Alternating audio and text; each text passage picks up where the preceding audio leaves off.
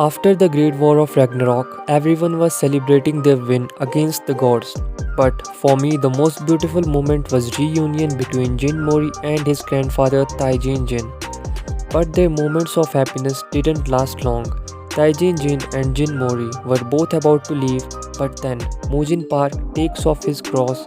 You might have noticed he wears a cross all the time. That cross is not just an ordinary cross, it's a national treasure that functions as a storage vessel capable of holding an unlimited amount of borrowed power. Mojin Park takes off his national treasure cross and then stabs Taijin Jin in the back. Yes, Mojin Park stabs Taijin Jin in the back. It was an attack no one saw coming. Everyone was shocked, but the shock that Jin Mori got was most painful because he was not able to use his powers. At that time, Jin Mori was the strongest person there, but he was not able to use his powers. He was confused, but then Mujin Park told him his powers are sealed by the national treasure called Helidum.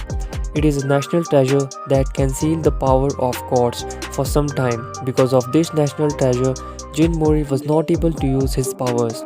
So some friends of Jin Mori noticed it, but all of them were stopped by the commissioners from helping Jin Mori. All the commissioners were supporting Mujin Park, and Mujin Park was just there stabbing Taijin Jin in the back. But as we know, Taijin Jin is the man who raised Jin Mori. As we know, Taijin Jin is the man who raised Jin Mori and the man who alone defeated the 6 strongest people in Korea 17 years ago. He is not so easy to be killed by anyone. Even the power of National Treasure Cross was not enough that Mujin Park saved in the last 17 years. The power of National Treasure Cross was not alone able to defeat or kill Taijin Jin.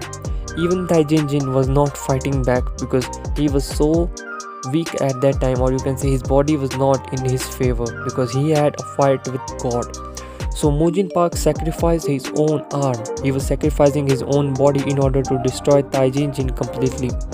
While Jin Mori was screaming in pain, helplessly, as he is the strongest god right now, but he was unable to save his loved ones. But Taijin Jin didn't give up so easily.